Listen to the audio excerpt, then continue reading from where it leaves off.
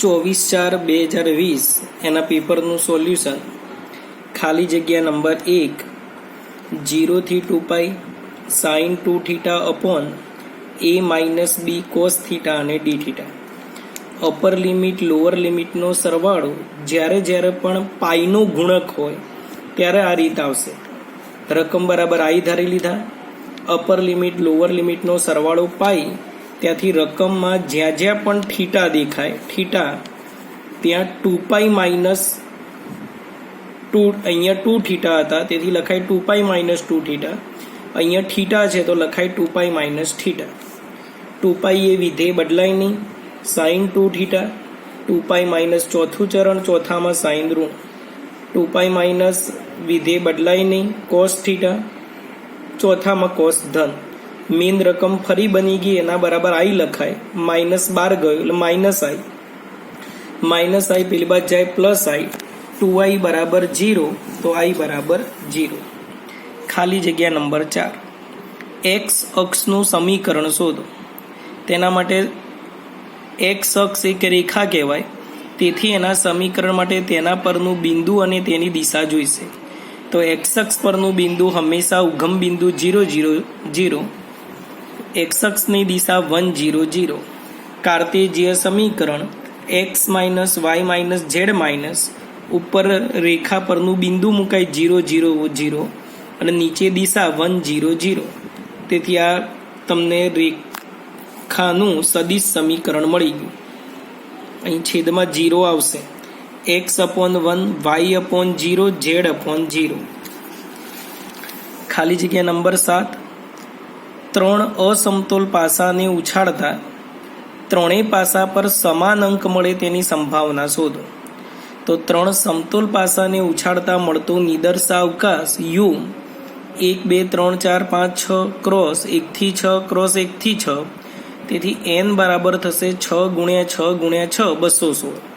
ત્રણેય પાસા પર સમાન અંક આવે તો ઘટનાના ઘટકો થશે 1, ત્રણેય પર સમાન એટલે 1 1 1, 2 2 2, 3 3 3, 4 4 4, 5 5 5 અને 6 6 6. એની સંભાવના r/n. અહીં એની અંદર ટોટલ 6 ઘટક અને એનની અંદર 216. 6/216 એટલે 1/36.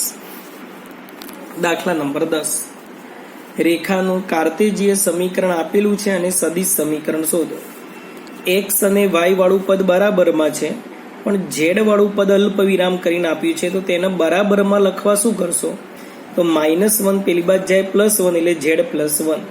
અને અલ્પ વિરામ કરીને કંઈ આપ્યું હોય એના છેદમાં હંમેશા લખાય 0.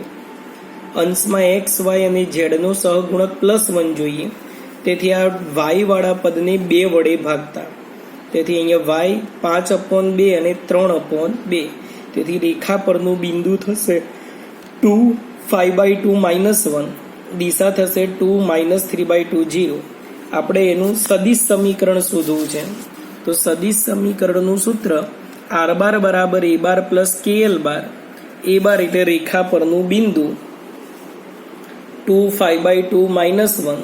તેથી લખાય 2i cap -5/2 j cap k cap. l bar એટલે એની દિશા એ હતી 2 -3/2 0. તેથી એ બનશે 2i કેપ -3/2 j કેપ અને 0 k કેપ. આ તમને રેખાનું સદિશ સમીકરણ મળી. 16 નંબર, આ જે રકમ આપી એની કિંમત શોધો. તો સૌ પ્રથમ બંનેને tan ઇન્વર્સમાં ફેરવીશું. આ રીતે ત્રિકોણની મદદથી tan ઇન્વર્સમાં ફેરવી શકાય. 2 tan ઇન્વર્સ એટલે tan ઇન્વર્સ વત્તા tan inverse. tan inverse plus tan ઇન્વર્સમાં ચેપ્ટર 2 પ્રમાણે સૂત્ર tan ઇન્વર્સ ઉપર બંનેનો સરવાળો 1 માઇનસ બંનેનો ગુણાકાર. અંશ અને છેદમાં 16 લસા લેશો, તેથી એ બનશે tan ઇન્વર્સ 24/7. બાજુમાં છે tan ઇન્વર્સ 7/24. બંને ખૂણાનો ગુણાકાર 1 થઈ જશે, તેથી એની કિંમત થશે π/2. ગુણાકાર 1 હોય તો આની કિંમત મળી જાય π/2. ખાલી જગ્યા નંબર 18, પત્તાના ઢગલામાંથી એક પત્તું પસંદ કરવામાં આવે તો પસંદ થયેલ પત્તું લાલ રંગનું અથવા રાણી હોય તેની સંભાવના શોધો. ઘટના એ પસંદ થયેલ પત્તું લાલ રંગનું હોય, ઘટના બી પસંદ થયેલ પત્તું રાણીનું હોય. આપણે જે શોધવું છે એમાં વચ્ચે અથવા આપ્યા છે, તેથી પી એ યોગ બી શોધવા છે. તો સૂત્ર P of A plus P of B minus P of A છેદ બી.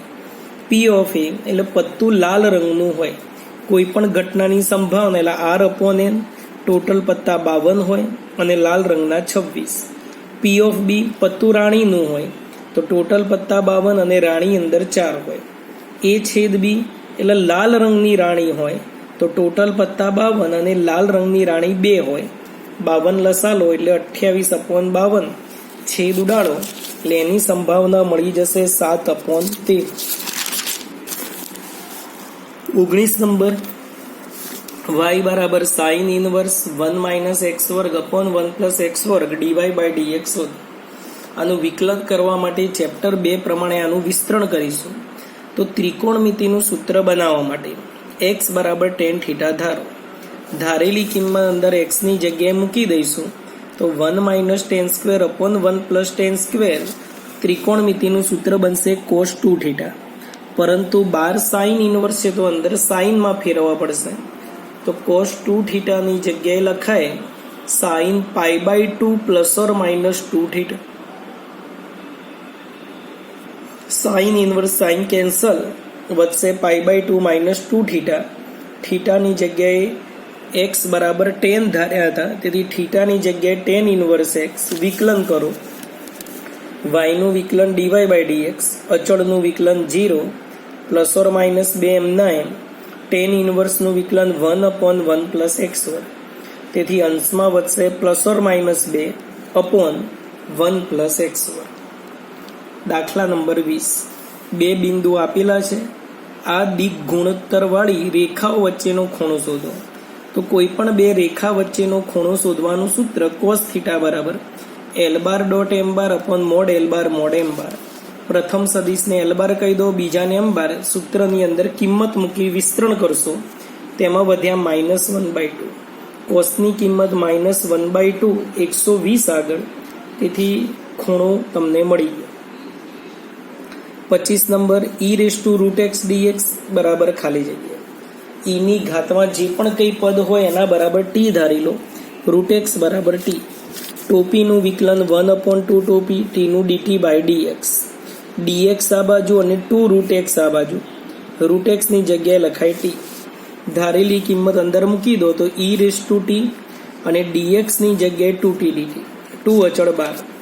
e⁻t ઇન્ટુ t એમાં કાં તો યુવી વાળી રીત કરો અથવા આપણે ટૂંકી રીત જોઈ હતી e⁻t એમના એમ.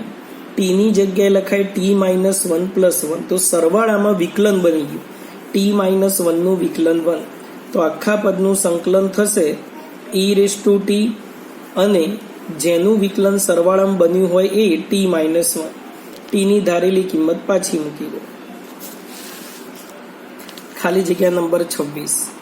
40 ક્રમશઃ પ્રાકૃતિક સંખ્યાઓમાંથી કોઈ પણ બે સંખ્યા પસંદ કરવામાં આવે તો તેમનો સરવાળો એકી સંખ્યા હોવાની સંભાવના શોધો.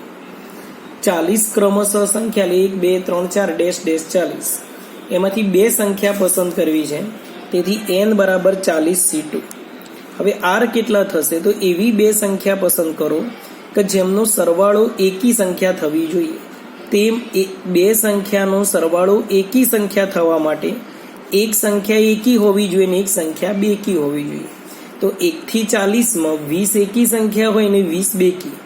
એક સંખ્યા એકી હોવી જોઈએ, તેથી 20c1. એક સંખ્યા બેકી હોવી જોઈએ, તેથી 20c1. r બરાબર મળી ગયા. સંભાવનાનું સૂત્ર r/n. 20c1 1, 20c1 1, 40c2. તો 40 ગુણ્યા 39, 2 ગુણ્યા 20 દુ 40 ઉડી જાય, 20 20 ઉડી જાય, તેથી કિંમત મળશે 20/39. 30 number. Upper limit lower limit સરખી હોય, માત્ર ચિહ્ન અલગ અલગ, તો મોટા ભાગે યુગ્મ અયુગ્મ વાળી રીત આવશે. અંદર જે વિધેય છે એને fx નામ આપી દો. f -x શોધો, તો x ની જગ્યાએ -x મૂક્યા. -x ની 3 ઘાત માઇનસ થાય, તેથી માઇનસ કોમન. મેન રકમ પાછી બની ગઈ. f -x બરાબર -fx, તો f અયુગ્મ વિધેય. અયુગ્મ વિધેયનો જવાબ હંમેશા હોય 0. 31 નંબર. બિંદુ 2i કેપ જે કેપ માઇનસ 4k કેપ માંથી પસાર થતા અને આ સમતલને સમાંતર સમતલનું સદિશ સમીકરણ ખાલી જગ્યા. સમતલના સમીકરણ માટે બે વસ્તુ જોઈએ, સમતલ પરનું બિંદુ અને સમતલનો અભિલંબ. સમતલ પરનું બિંદુ આપેલું જ છે.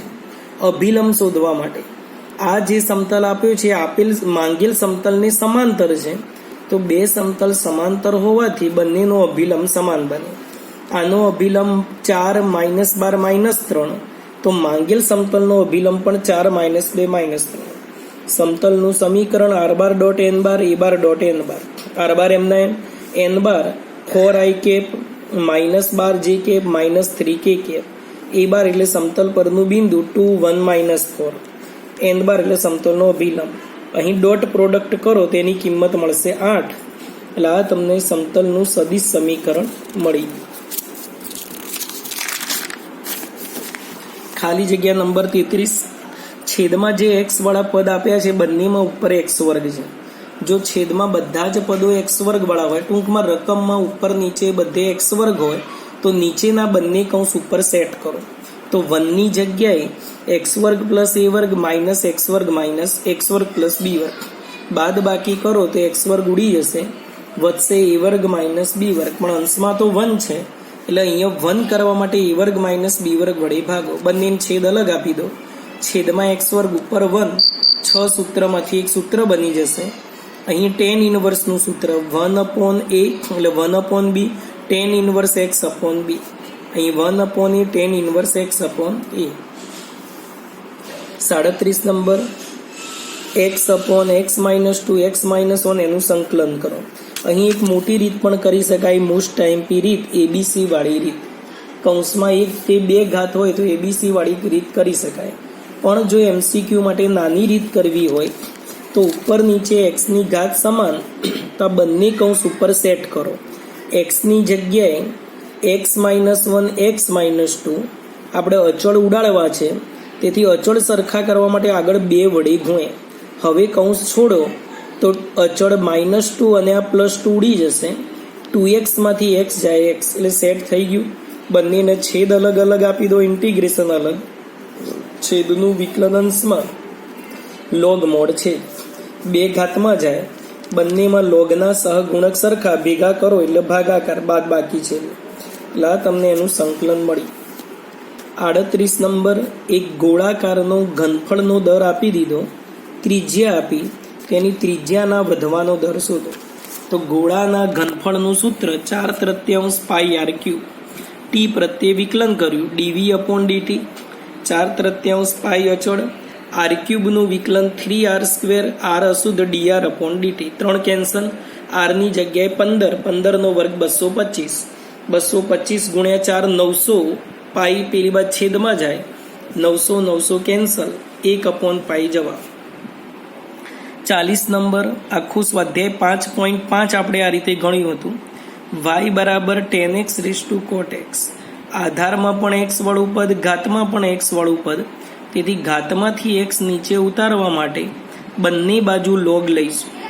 લોગ y બરાબર કોટ આગળ અને લોગ tan x, વિકલન લોગ y નું 1/y, y નું dy/dx, ગુણાકારનો નિયમ, કોટ મૂકી રાખો, લોગ tan નું 1/tan, tan અશુદ્ધ, tan નું sec², લોગ tan મૂકી રાખો, કોટનું વિકલન -cos x², y ભાગાકારમાં બાજુ ગુણાકારમાં, કોટની જગ્યાએ લખાય cos/sin, ટેનની જગ્યાએ sin/cos એટલે cos ઉપર, sec² ની જગ્યાએ 1/cos², માઇનસ આગળ લખ્યા, cos² cancel, 1/sin² cos x², બંનેમાંથી cos x² કોમન, એટલે તમને dy/dx ની કિંમત મળી ગઈ.